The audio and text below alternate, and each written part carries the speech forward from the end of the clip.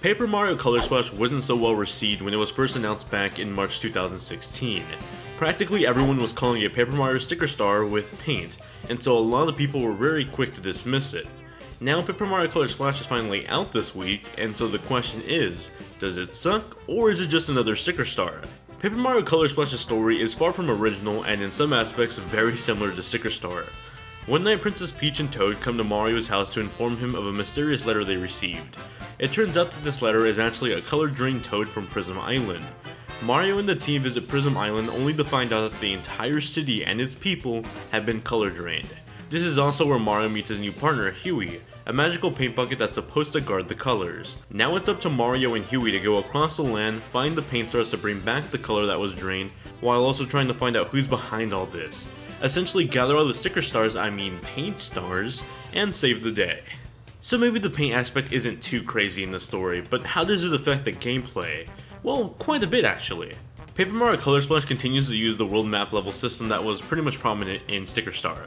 As you progress through the segmented levels collecting different paint stars, you'll branch out the world map and unlock new levels until you reach a boss battle. Now in these small segmented levels, you'll explore different terrains that have had their color drained. So oftentimes you'll see a white spot in the middle of the ground or a drained out NPC that you have to then color in with your paint hammer. Doing so will earn you a little bonus like a coin or some battle cards.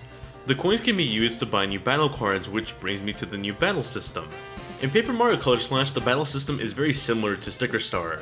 Instead of using battle stickers, you now use battle cards. These can be attacks like the Fire Flower, Jump, or a Hammer. Besides battle cards, there are other types of cards like healing cards that can heal your health and your paint gauge. That I'll explain later. The theme cards from Sticker Star are also making a return. These are 3D objects that are turned into cards that you then can use in boss fights. However, if you use one of these cards early before the boss fight that they're needed in, you can actually just buy a new one or go back to where you originally found it and get a replica card. Enemy cards are also a thing now. They almost act like partners or allies. For example, if you have a Koopa sticker, it'll spawn a Koopa partner that'll attack alongside you and take a hit for you when an enemy attacks. Occasionally you'll get cards that have lost their color.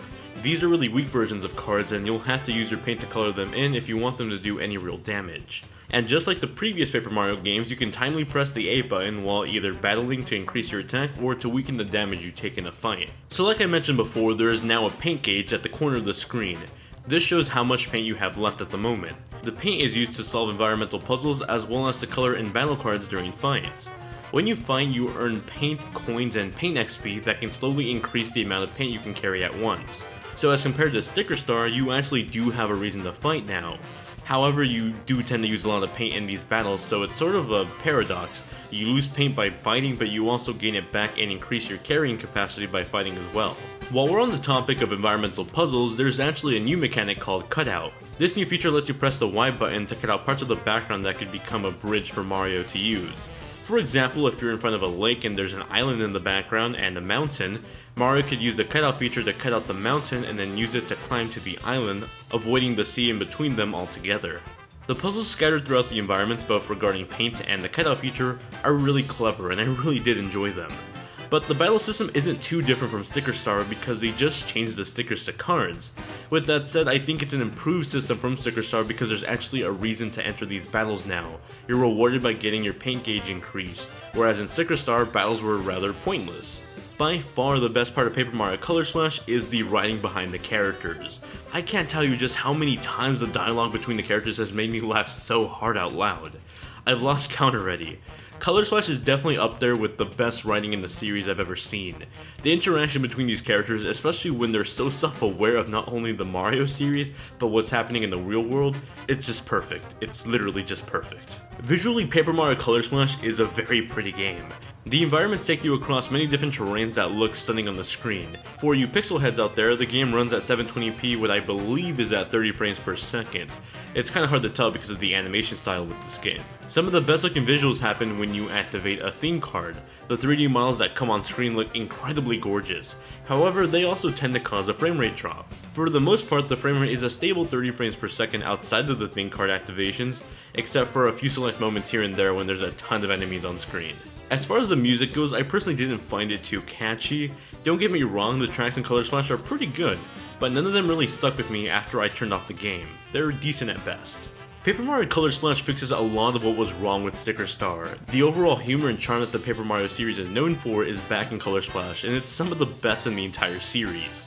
The environments and locations that the game has you travel through are beautiful, and they provide a great variety not only in the visual style, but in the puzzles too. The battle system is slightly improved. For example, battles now have an actual purpose, and if you run out of battle cards in the middle of a match, you can pay 10 coins and you'll get a random card during the match. However, the battle system in Color Splash is still very much like Sticker Star, and that's sadly not a great thing. So is Paper Mario Color Splash good?